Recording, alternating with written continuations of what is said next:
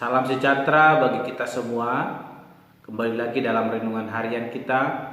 Mari Bapak Ibu kita memuji Tuhan dari Kidung Jemaat nomor 293, Puji Yesus.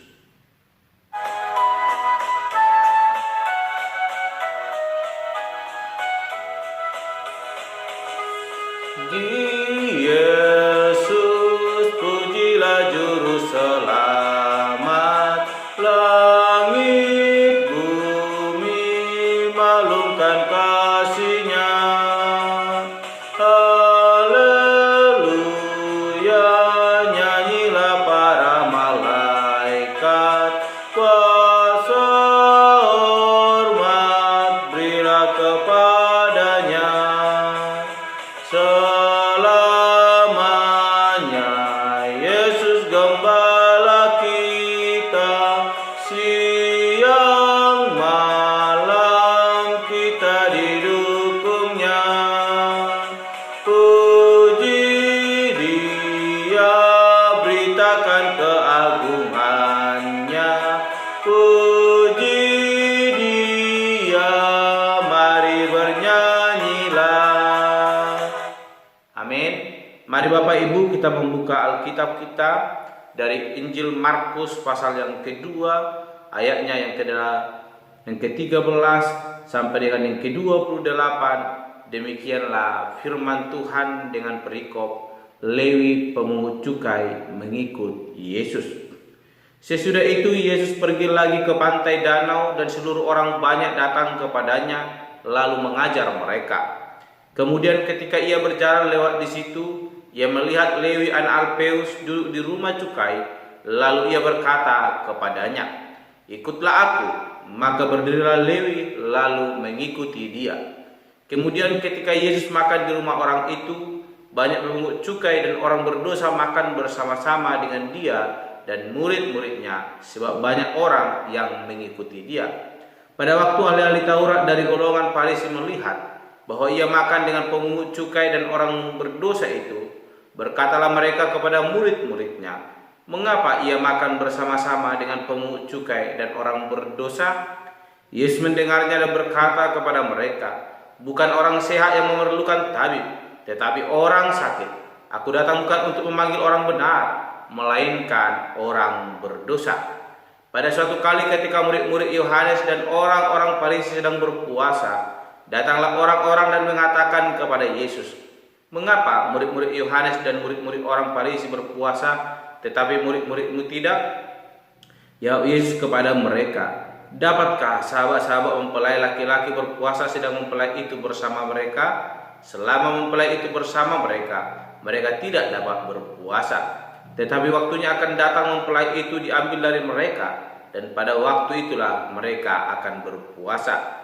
Tidak seorang pun menambalkan secarik kain yang belum susut pada baju yang tua, karena jika demikian kain penambal itu akan mencabiknya, yang baru mencabik yang tua, lalu makin besarlah koyaknya.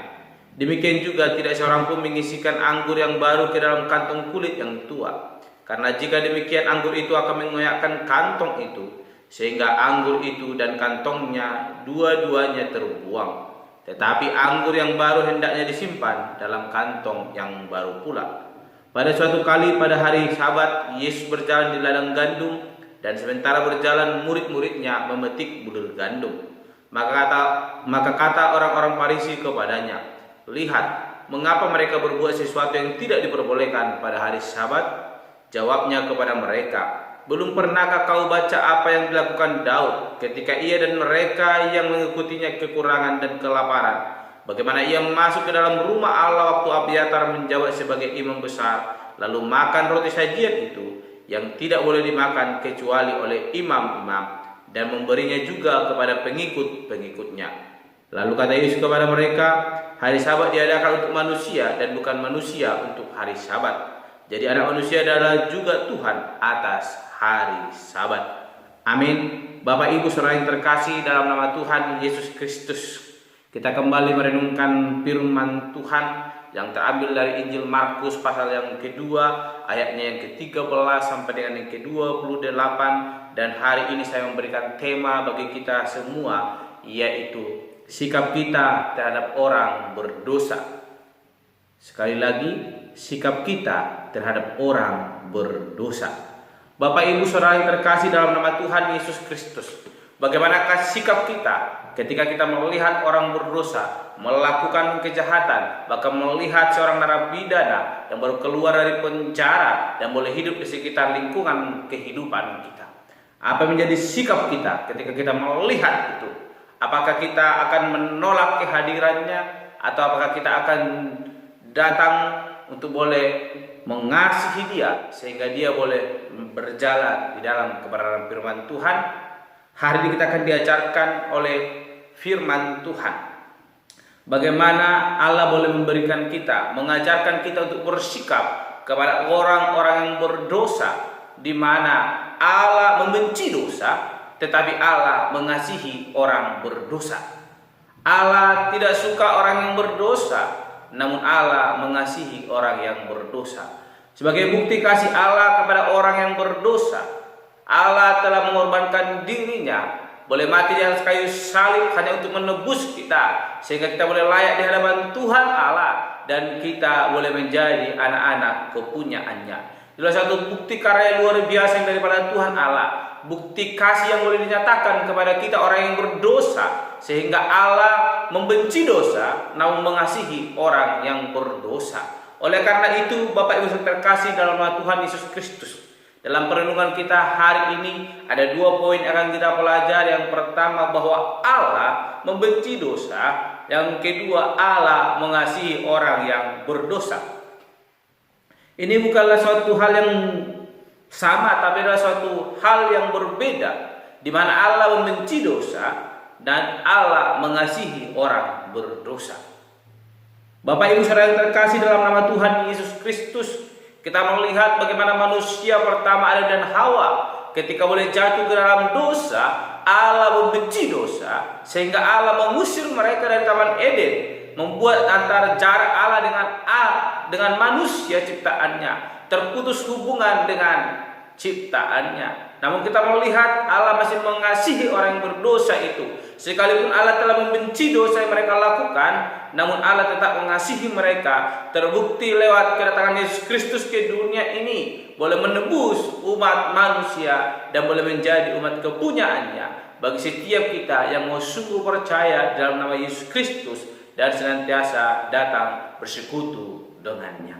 Bapak Ibu Saudara yang terkasih dalam nama Tuhan Yesus Kristus, kita melihat di dalam perikop kita hari ini, di mana Allah menunjukkan hal yang berbeda. Yesus memanggil Lewi, si pemungut cukai, untuk mengikut dia, dan ini menimbulkan tanda tanya besar dalam benak ahli-ahli Farisi, ahli-ahli Taurat, golongan Farisi, yang dimana mereka berkata, mengapa Yesus mau makan bersama dengan para pemungut cukai? Hal ini tidaklah diperkenankan oleh Taurat, hukum Taurat, yang mana setiap orang yang mengasihi Allah harus hidup sesuai dengan hukum Taurat. Hukum Taurat tidak memperbolehkan boleh memungut cukai dari orang-orang yang tidak sanggup untuk membayar hal demikian. Tapi kita melihat Allah mengasihi mereka. Allah tidak membenci, malah Allah mengasihi, boleh memanggil mereka menjadi kepunyaannya dan makan bersama dengan mereka. Ini membuktikan bahwa ketika seseorang melakukan kejahatan, ketika seseorang sedang dalam kekeliruannya, menyimpang dari kebenaran firman Tuhan, firman ini mau mengajarkan kita hari ini. Mari kita hadir sebagai orang percaya yang telah hidup dalam terang Kristus. Kita boleh hadir menjadi terang di tengah-tengah kehidupan mereka, sehingga mereka boleh kita tarik dari kegelapan menuju terang Kristus, dan mereka boleh merasakan kasih itu. Sebab Allah tidak membenci orang-orang yang berdosa, Allah mengasihi mereka, namun Allah membenci dosa. Oleh karena itu, lewat kehadiran kita, mereka boleh meninggalkan dosa itu dan boleh datang kepada kasih Allah. Oleh karena itu, Bapak Ibu yang terkasih dalam nama Tuhan Yesus Kristus, perlu kita ingat Allah membenci dosa. Oleh karena itu, kita sebagai orang percaya, mari kita melihat orang-orang yang belum mengenal Kristus, yang masih hidup dalam kegelapan, kalau kita hadir menjadi terang dalam kehidupan mereka, sehingga benih-benih dosa itu boleh ditinggalkan dan mereka boleh datang ke hadirat Allah, sehingga mereka merasakan kasih karunia yang daripada Yesus Kristus. Sebagaimana pengikut Kristus, bagaimana sikap kita terhadap orang-orang yang dikucilkan, orang-orang yang tidak diterima di lingkungannya karena latar belakang telah melakukan hal-hal yang tidak menyenangkan. Mari Bapak Ibu, sebagai orang percaya, sebagai gereja, sebagai orang-orang yang telah dimenangkan, mari kita merenungkan dalam hidup kita. Apakah kita sudah pernah, apakah kita sudah peka dan membuka mata hati kita untuk boleh menolong mereka, atau sebaliknya malah kita menyingkirkan mereka, menjauhi mereka? Mari Bapak Ibu saudara yang terkasih dalam nama Tuhan Yesus Kristus, ambil sikap yang baik, ambil sikap sebagai pemain yang baru, sebagai orang-orang yang telah ditebus Kristus. Mari kita menjadi pencipta, pencetak generasi baru Kristus melalui hati kita yang mau mengasihi orang-orang yang sedang terjatuh, orang-orang yang sedang linglung, orang-orang yang tidak memiliki arah tujuan hidup. Kita bawa kepada Kristus sehingga mereka boleh dimenangkan di dalam kebenaran firman Tuhan. Kiranya Tuhan menolong kita untuk memiliki hati seperti Yesus, yang mana Yesus mengasihi orang yang berdosa namun membenci dosa. Mari kita juga sebagai orang percaya kasihi orangnya, benci tingkah lakunya, sehingga kita akan ditolong, dimampukan oleh kuasa Kristus, boleh menghancurkan perilaku tingkah laku yang tidak menyenangkan hati Kristus, dan orang itu boleh dimenangkan dan memperoleh kasih karunia yang daripada Yesus Kristus.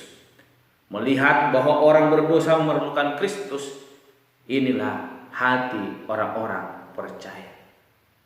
Namun ketika kita berkata kita adalah orang percaya, namun kita tidak dapat melihat bahwa orang berdosa memerlukan Kristus, berarti mata kita masih dibutakan, belum melihat pancaran terang kasih itu. Orang-orang yang telah hidup dalam Kristus akan memiliki mata yang indah, memiliki sinar pancaran kasih Kristus, sehingga ketika kita melihat kegelapan itu, kita hadir untuk menyinarinya, sehingga semakin nampak dan mereka boleh melihat apa yang mereka lakukan adalah salah, dan mereka boleh berbalik daripada jalan mereka dan menuju kepada jalan yang benar, yaitu jalan Injil Kristus Yesus. Bapak Ibu saudara yang terkasih dalam nama Tuhan Yesus Kristus, tidak panjang lebar renungan kita hari ini. Tuhan telah memilih kita. Tuhan telah memulihkan kehidupan kita. Tuhan telah memilih orang Lewi, seorang pemungut cukai, dan Tuhan telah memulihkan kehidupan seorang Lewi. Oleh karena itu, Bapak Ibu saudara yang terkasih dalam nama Tuhan Yesus Kristus, setelah percaya Yesus, mari jadikan hidup kita dipakai menjadi luar biasa lagi, supaya hidup kita semakin bercahaya di dalam Kristus. Firman Tuhan hari ini mengingatkan kita, seburuk apapun masa lalu kita, seburuk apapun masa lalu orang lain yang akan kita kasihi, mari Bapak Ibu saudara yang terkasih, jangan memandang masa lalunya, pandanglah kepada Yesus yang telah menyinari hidup kita, supaya kita boleh dimampukan menyinari kehidupan orang-orang yang mulai terhilang dan boleh dimenangkan di dalam Yesus Kristus. Amin. Mari kita berdoa. Bapa Surgawi, kami kembali bersyukur untuk renungan hari ini yang mengajarkan kami memiliki sikap yang mau mengasihi orang-orang yang belum mengenal Kristus. Jangan biarkan kami Tuhan ketika boleh berjumpa dengan mereka, kami boleh menjauhi mereka. Tapi ajar kami Tuhan memiliki hati dan sikap seperti Yesus Kristus, di mana ketika Yesus berjumpa dengan seorang Lewi, pemungut cukai, Tuhan mengasihi dia, Tuhan memilih dia dan mengubahkan hidupnya, sehingga dia boleh bersuka cita dan boleh bersama dengan Yesus. Dan ketika itu dia boleh dimenangkan di dalam kebenaran firman Tuhan. Tuhan tolong mampukan kami, sehingga kami juga boleh diberkati Tuhan, memiliki sikap hati seperti Yesus, mengasihi orang-orang di sekitar kami yang memerlukan kasih daripada Tuhan, bukan malah sebaliknya.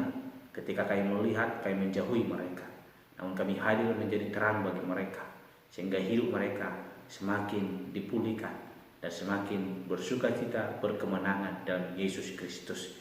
Terpuji Engkau Bapa, dan Tuhan kami berdoa dan menutup renungan hari ini. Haleluya, amin. Shalom Bapak Ibu, Tuhan Yesus memberkati.